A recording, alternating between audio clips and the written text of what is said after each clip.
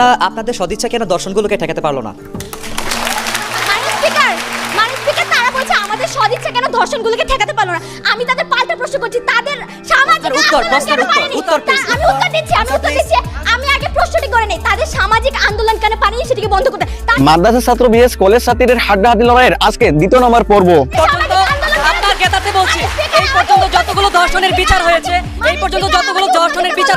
সবগুলো গণমাধ্যমে না আসলে তনু হত্যার মতো অসংখ্য দর্শনের ঘটনা আমাদের আড়ালাই থেকে যদি জনগণ সচেতন নয় সেটা প্রচার না করছে। আজকের পর্বে পুরাই জ্বলে উঠবে মাদ্রাসা ছাত্ররা, কলেজ ছাত্রীরাও কম নয়। যে বক্তব্য শুনলে আপনাদের রক্ত পর্যন্ত গরম হয়ে যাবে।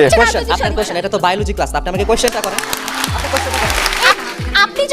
আপনি যখন বিভিন্ন উদাহরণ টেনে এই জিনিসটিকে নিয়ে আসেন, তখন কেন আপনি এটিকে প্রাধান্য দিচ্ছেন না, যেটি একটি মস্তিষ্ক হিসেবে কাজ করছে জাতির জন্য? আচ্ছা ধন্যবাদ। তাহলে আমি তাদেরকে কোশ্চেন করে যাই, আপনারা প্রত্যেক মানুষের মস্তিষ্কে কিভাবে রাজনৈতিক সদিচ্ছার মাধ্যমে সহিংস উগ্রবাদ দমন করার চিন্তাধারা ঢুকিয়ে দিবেন, এগুলো আপনারা উত্তর দিয়ে দেবেন মানে স্পিকার। আসসালামু আলাইকুম ভিউয়ার্স, আশা করি আপনারা সবাই ভালো আছেন। নতুন ভিডিওতে সবাইকে আবারও স্বাগতম। ভিউয়ার্স, এখানে বেশি কথা বলে সময় নষ্ট করব না, ডাইরেক্টলি আমরা ভিডিও ফুটেজে চলে যাব, কারণ ওখানে মাদ্রাসা ছাত্র বিএস কলেজ ছাত্রীদের হাড্ডাহাড্ডি লড়াই চলতেছে এবং রক্ত গরম করা কিছু বক্তব্য কথা শোনাবে মাদ্রাসা ছাত্ররা এবং কলেজ ছাত্রীরা কম নয়। যে বক্তব্যটি শুনলে আপনাদের রক্ত গরম হয়ে যাবে। চলুন ফার্স্টে আমরা কলেজ ছাত্রীরা কিভাবে হুমকা দিতেছে এই বক্তব্যটি শুনে আসি। মাননীয় স্পিকার, আজকে তার 10 টাক অস্ত্র মজুদের কথা বলছেন। মাননীয় স্পিকার, তাদের জ্ঞাতার্থে বলছি এই 10 টাক অস্ত্র কারা এনেছিল? আপনারা এনেছিলেন, ভুলে গেছেন সেটি? আপনারা এনেছিলেন মাননীয় বিরোধী দল, আপনারা এনেছিলেন। মাননীয় স্পিকার, তারা বলে গেলেন আমাদের সংজ্ঞায়নে ভুল। আমরা কেন দমনকে আমরা নিয়ন্ত্রণ বলেছি? মাননীয় স্পিকার, দমনকে নিয়ন্ত্রণ বলেছি এই জন্য জঙ্গিবাদ এবং সহিংস উগ্রবাদ কখনো সম্পূর্ণরূপে নির্মূল সম্ভব নয়, এবং তারা নিজেরাও কখনো সামাজিক সচেতনতা দিয়ে সেটিকে সম্পূর্ণরূপে নির্মূল করতে পারবে না। এটি একটি বৈশ্বিক সমস্যা, যেহেতু বৈশ্বিক সমস্যা নির্মূল করা সম্ভব নয়, তাই আমরা নিয়ন্ত্রণের কথা বলছি মাননীয় স্পিকার, যেন অধিকাংশে নিয়ন্ত্রণ হয়ে আসে। মাননীয় স্পিকার, আজকে বিরোধী দল কোন সামাজিক আন্দোলনের কথা বলছে? যে সমাজে ধর্ষকের সাথে দিচ্ছে, ধর্ষিতার সাথে বিয়ে দেয়, যে সমাজে চাঁদেও নাকি মানুষকে দেখা যায়, যে সমাজে অতি সহজে বিশ্বাস করা যায় বিলের নোংরা জলে ডুব দিলেও নাকি রোগ সেরে যায়, যে সমাজে ধর্ষকের মুক্তির দাবিতে আন্দোলন হয়, আজকে সেই সমাজে সচেতনতা দিয়ে তারা জঙ্গিবাদকে রুখবে। মাননীয় স্পিকার, লক্ষ্য করুন। জি, আমরা প্রশ্ন নেই। আচ্ছা আপনাদের সদিচ্ছা কেন দর্শনগুলোকে ঠেকাতে পারলো না? মাননীয় স্পিকার, তারা বলছে আমাদের সদিচ্ছা কেন দর্শনগুলোকে ঠেকাতে পারলো না। আমি তাদের পাল্টা প্রশ্ন করছি, তাদের সামাজিক দিচ্ছি। আমি আগে প্রশ্নটি করে নেই, তাদের সামাজিক আন্দোলন কেন পারেনি সেটিকে বন্ধ করতে। তাদের সামাজিক আন্দোলন আপনার গেতাতে বলছি এই পর্যন্ত যতগুলো দর্শনের বিচার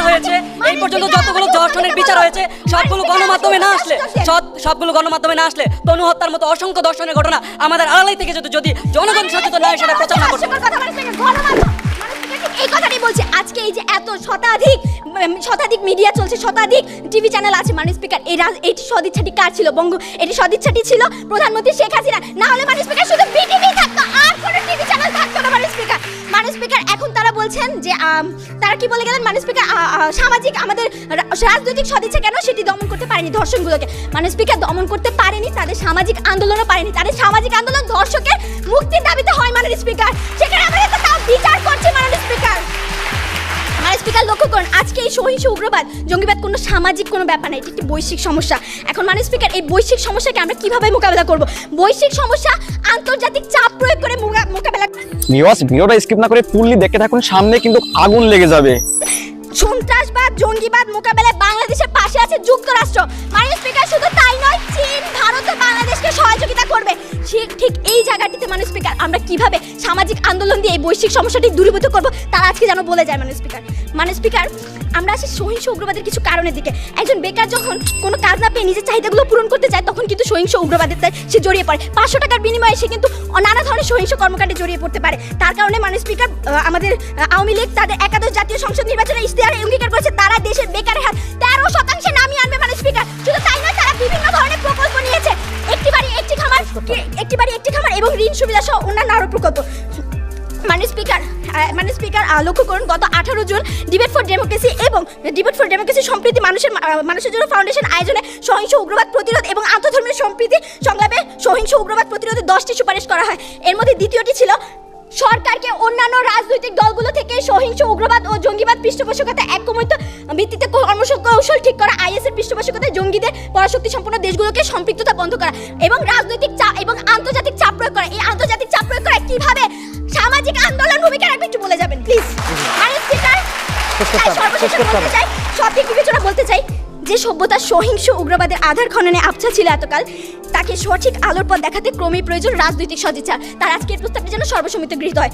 কলেজ ছাত্রীদের হুঙ্কার শুনে কি আপনারা ভয় পাইছেন? এখানে ভয় পাওয়ার কিছুই নেই। এখন আপনারা মাদ্রাসার ছাত্র মুখ থেকে অগ্নিঝরা বক্তব্য শুনবেন, যে বক্তব্য শুনলে নাকি রক্ত গরম হয়ে যাবে। স্পিকার, প্রথমে শুরু করতে চাই সরকারি দলের প্রথম বক্তার উক্তি দেওয়া। স্পিকার, তিনি বলে গেলেন যে রাজনৈতিক সদিচ্ছা প্রয়োগ করার মাধ্যমে তিনি জনগণকে সম্পৃক্ত করবেন, আজকে দেশের আলেম উলামাদেরকে সম্পৃক্ত করবেন, এবং যারা সহিংস উগ্রবাদে লিপ্ত হচ্ছে এবং যারা করছে তাদেরকে মাননীয় স্পিকার সদিচ্ছা আওতায় আইনে তাদেরকে মাননীয় স্পিকার সহিংস উগ্রবাদ মুক্ত করবেন। তো সেই ক্ষেত্রে কথা হচ্ছে, আপনি যখন এই সদিচ্ছা বাস্তবায়ন করতে যাবেন তখন আপনি সদিচ্ছার অংশটুকু সেই সমাজের সেই অংশটুকুই গ্রহণ করবে যারা আপনার রাজনৈতিক মতাদর্শের উপর নির্ভরশীল এবং আনুগত্যশীল। কিন্তু যারা আপনার রাজনৈতিক মতাদর্শের উপর আনুগত্যশীল নয় তারা কিন্তু কোশ্চিনকালে আপনাদের এই সদিচ্ছা গ্রহণ করবে না।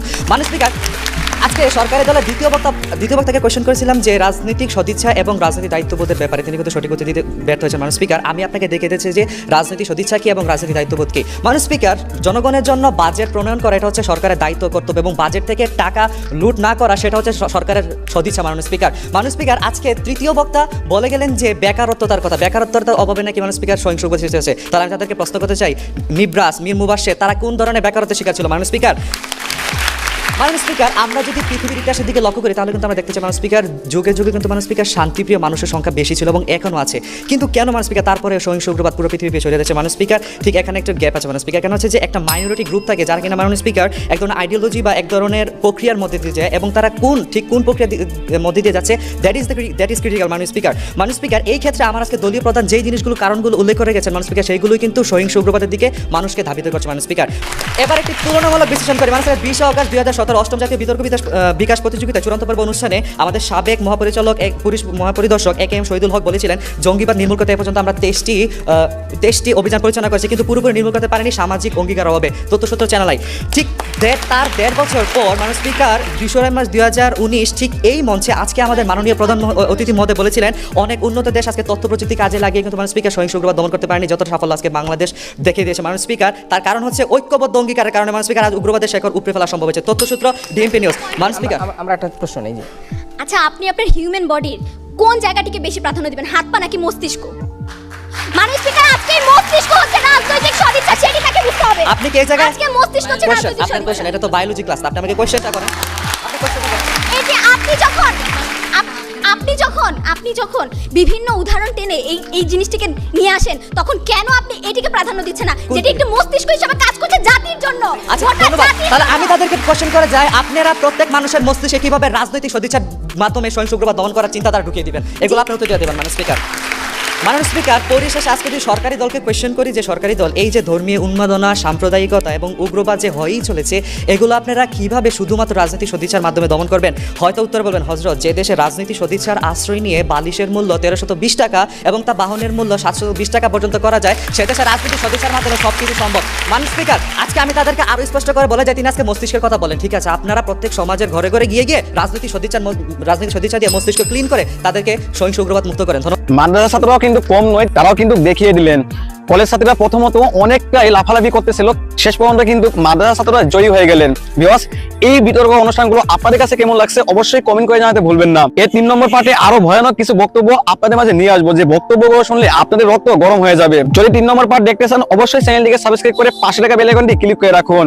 দেখা হইতেছে সামনে রক্ত গরম করা এবং অগ্নিঝরা বক্তব্য নিয়ে। সেই পর্যন্ত সবাই ভালো থাকুন। আল্লাহ হাফেজ।